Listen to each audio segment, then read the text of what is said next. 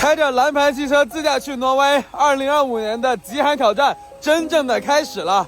现在户外气温呢是零下23度。现在我们已经进入北极圈了，这里天黑的非常早，现在下午的2点钟就马上要天黑了。对，冰天雪地的，好美啊！也好冷啊。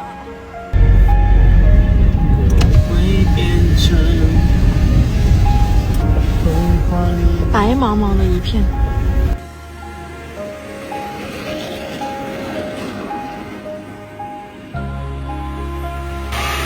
雪太厚了，加油啊！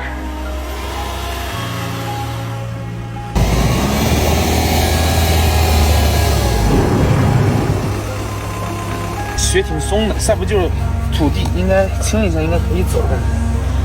因为这个雪不可能把我车拖底，因为我车很重。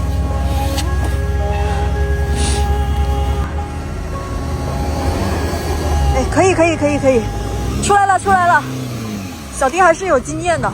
这点雪的话，不比泥土的话陷住了就很难出来。这种雪地的话，只要把雪稍清一下就可以出来了。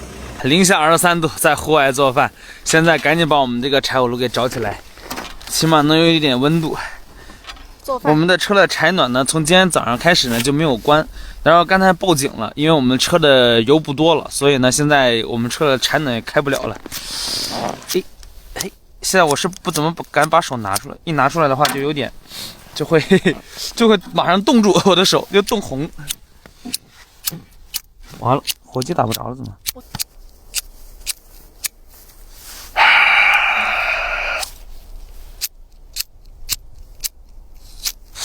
完犊子了！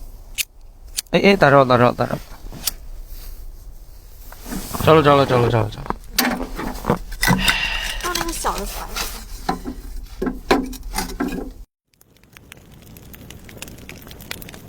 属实是有点冷啊，才一会儿我的鼻子就冻成这样了。今天呢，准备在户外吃一个牛肉火锅，但是今天一定要麻辣啊，麻辣加麻加辣。一定要辣的呲牙那种。对，这块牛肉呢也是我们从国内带的最后一件肉了，一直没有吃这个牛肉，是因为这个牛肉要解冻，就每次都懒得解冻，就没有去吃。今天把它干掉。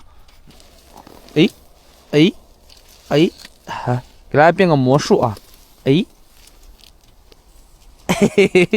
刚才我就这个刀沾了一点肉，看到没有？那肉沫都沾到上面去了。如果用舌头沾上去的话，肯定效果非常好。你来舔，你舔。你喜欢舔，你来。不喜欢。这个水太冷了，我刚炒的火锅底料一倒下去，这红油直接就瞬间就凝固了。看。可以吃饭了，朋友们，看着这一锅东西还是非常有食欲的，很香。还有我喜欢的贡菜，有蘑菇。牛肉可以吃了吗？牛肉可以吃了，可以吃牛肉了。牛肉，而在这个炉子旁边还非常的暖和。我觉得你说了假话，刚刚你跟我说你拍那个脚冷。拍视频嘛，让大家觉得我们暖和点。牛肉呢？来，给你来块肥瘦相间的。辣吗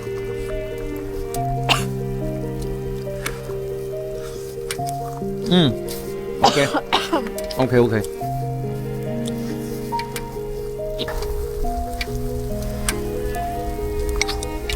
哇，好好吃啊！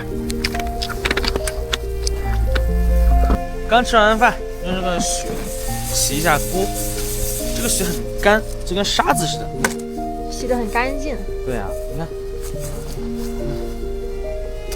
因为我们这个车里边水啊被冻住了，你看这一大桶水就完全冻住了，所以暂时用不了。然后呢，再加上我们的柴暖一直在滴滴滴的响，过来听下声音，一直滴滴滴的响，显示着E1，虽然有风，但是冷风，不知道是什么问题，不知道是缺油了还是出故障了。一会儿呢，把我们车里边油箱给它加满，然后呢再试一下这个柴暖。如果没有柴暖的话，今晚睡觉会非常的难受，因为现在已经是零下22度了，然后呢，人体气温大概能再加5度，大概是零下27、8度左右，非常非常的冷。好，继续把这个碗洗一下。现在来加油站给我们的房车加一点柴油。现在的柴油的价格的话是81块7毛5，大家用这个数字再除以11，就能算出多少钱一升了。我加了3000块钱，加了4000块钱，加4000卢布。在这边加油的话可以不熄火，因为我这个柴油车熄火的话很容易打不着。现在户外气温的话是零下22度。加好了吗？还在加。刚加完油，在加油站把我们的生活垃圾还有厨余垃圾扔一下。这里刚好有一个垃圾桶。我们这个车出来的时候也有1个月了，都没有洗车，也是够脏的。但是洗了没有用，洗了之后还是会脏。现在我们的柴暖已经开始正常的工作了，还好它只是没有油了。如果我们的柴暖坏掉的话，我们将在零下20多度的车里面睡觉，那真的想想都很恐怖。然后呢，现在我们车里边呢已经逐渐的暖起来了，大家看一下我们车刚才动了一下，动的到底有多冷。看这个窗户全是那种冰霜，这个窗户已经冻上了，完全是打不开了。好了，希望我们的车可以度过这个寒冬。这期视频呢就分享这里啦，我们下期视频再见吧，拜拜。